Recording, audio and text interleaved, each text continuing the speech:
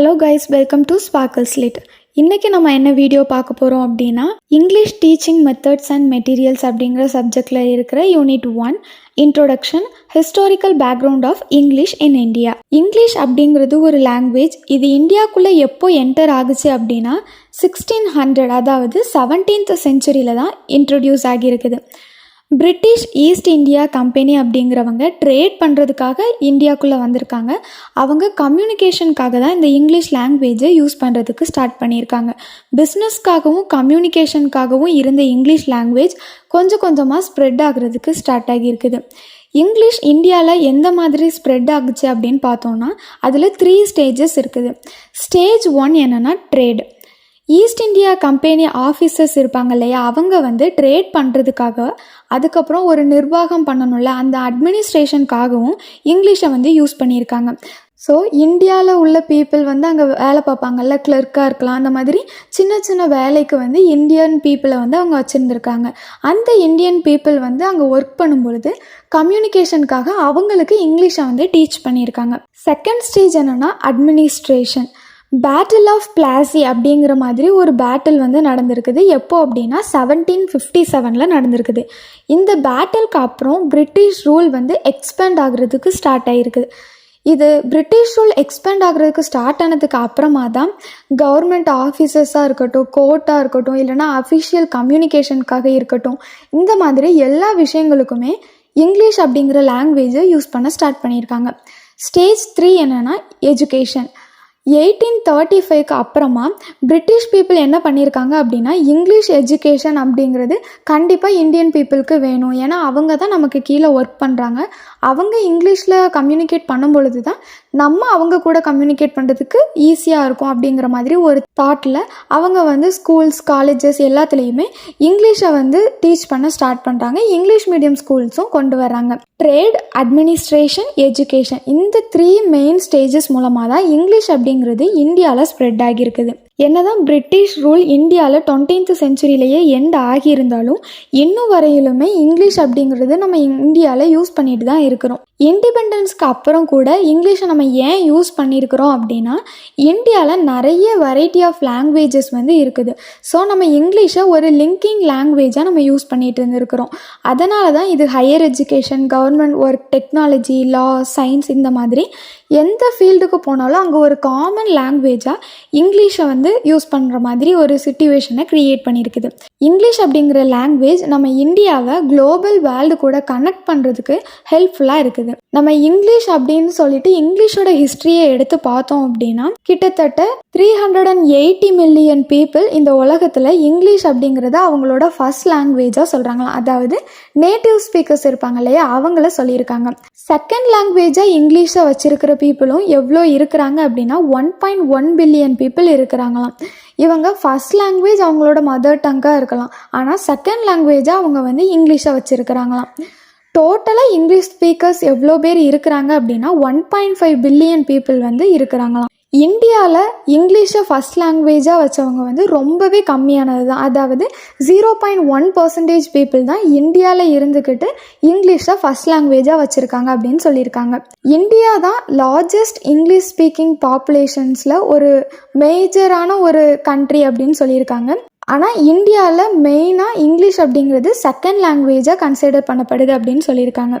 English அப்படிங்கிறது இந்தியாவில் government ஆஃபீஸஸில், ஹையர் எஜுகேஷன்ஸில், பிஸ்னஸ், கார்ப்பரேட் ஜாப்ஸில், சயின்ஸ் அண்ட் டெக்னாலஜியில், media, news papers, internet, railway announcements, airports, medicine and engineering field, இந்த மாதிரி கிட்டத்தட்ட ஃபார்மல் சிச்சுவேஷனுக்கு சம்மந்தப்பட்ட எல்லா ஃபீல்டுலேயுமே இங்கிலீஷ் அப்படிங்கிறது தான் யூஸ் பண்ணுறாங்க. அப்போ நம்ம இந்தியாவில் இந்தியன் லாங்குவேஜஸை எப்போ யூஸ் பண்ணுவோம் அப்படின்னா, பர்சனல் கான்வர்சேஷனுக்காக நம்ம வந்து யூஸ் பண்ணுறோம். ஃப்ரெண்ட்ஸ் கூட பேசுகிறதா இருக்கட்டும், ஒரு ஷாப்புக்கு போய் நம்ம ஏதாவது வாங்குறதா இருக்கட்டும், ஃபேமிலி கூட டைம் ஸ்பெண்ட் பண்ணும்போது பேசுகிறதா இருக்கட்டும், இந்த மாதிரியான விஷயங்களுக்கு தான் நம்ம இந்தியன் லாங்குவேஜை யூஸ் பண்ணுறோம். இதுக்கு பெஸ்ட்டான எக்ஸாம்பிள் என்ன அப்படின்னு பார்க்கலாம்னா, நம்ம நியூஸ் சேனல்ஸில் மோஸ்ட்லி இங்கிலீஷில் யூஸ் பண்ணுற நியூஸ் சேனல்ஸ் வந்து நம்ம பார்த்துருப்போம். பட் டிவியில் போடுற சீரியல்ஸ் இருக்கும் இல்லையா, அது வந்து மோஸ்ட்லி நம்ம இந்தியன் லாங்குவேஜஸ் தான் யூஸ் யூஸ் பண்ணியிருப்பாங்க. அப்போது ப்ரொஃபஷ்னல்னு வந்துட்டோன்னா அங்கே இங்கிலீஷ் யூஸ் பண்ணணும். என்டர்டெயின்மெண்ட் இல்லைன்னா பர்சனலுக்காக ஒரு விஷயம் நம்ம செய்ய போகிறோம் அப்படின்னா அந்த பிளேசஸில் இந்தியன் லாங்குவேஜ் யூஸ் பண்ணலாம் அப்படிங்கிற மாதிரி ஒரு சிச்சுவேஷன் தான் நம்மளோட இந்தியாவில் இருக்குது அப்படின்னு கொடுத்துருக்குறாங்க. தாமஸ் பாபிங்டன் மெக்காலே அப்படின்னு ஒருத்தங்க இருக்கிறாங்க. அவங்க தான் இந்தியாவில் இங்கிலீஷ் வந்து ஸ்ப்ரெட் ஆகிறதுக்கு ஒரு மேஜரான ரோலை வந்து ப்ளே பண்ணியிருக்காங்க. இவங்க என்ன சொல்லியிருக்காங்க அப்படின்னா, அதர் இந்தியன் லாங்குவேஜை படிக்கிறத விட இங்கிலீஷ் எஜுகேஷன் அப்படிங்கிறது வந்து ஒரு சுப்பீரியரான ஃபார்மேட்.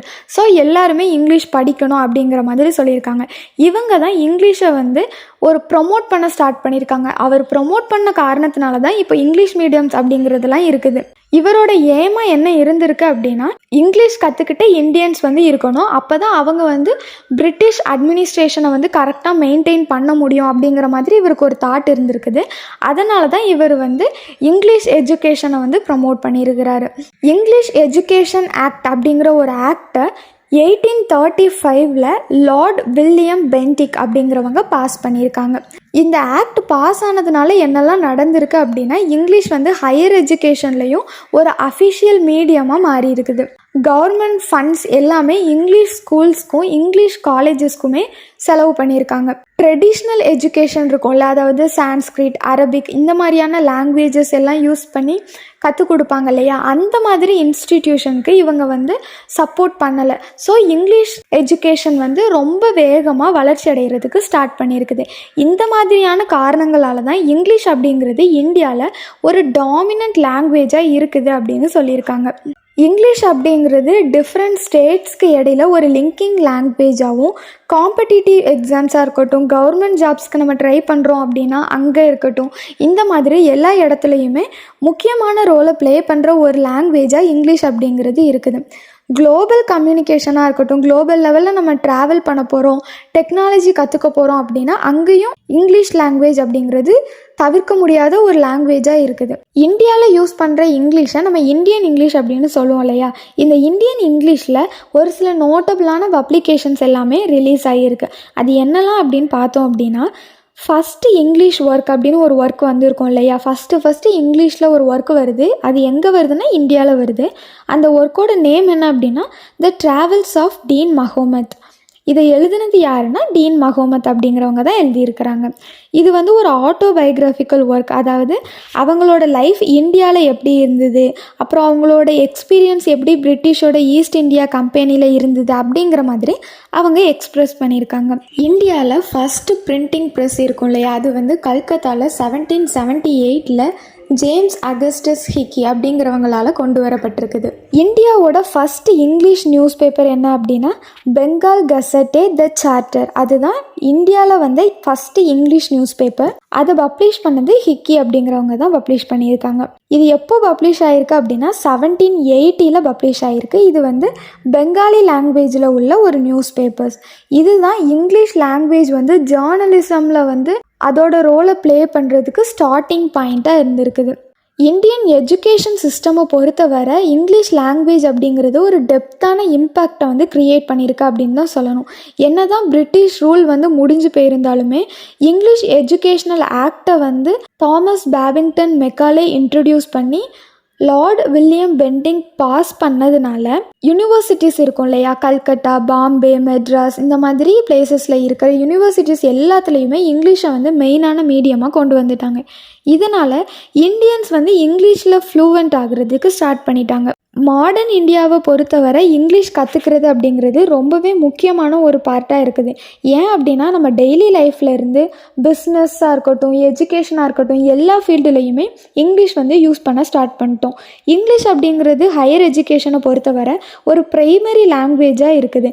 நம்ம ஹையர் எஜுகேஷன் முடிச்சுட்டு ஒர்க் ஆப்பர்ச்சுனிட்டிக்காக ட்ரை பண்ணும்போது எந்த ஆப்பர்ச்சுனிட்டினாலும் அதில் வந்து இங்கிலீஷ் லாங்குவேஜ் ஸ்கில் இருக்கணும் அப்படின்னு சொல்லிட்டு எதிர்பார்க்குறாங்க.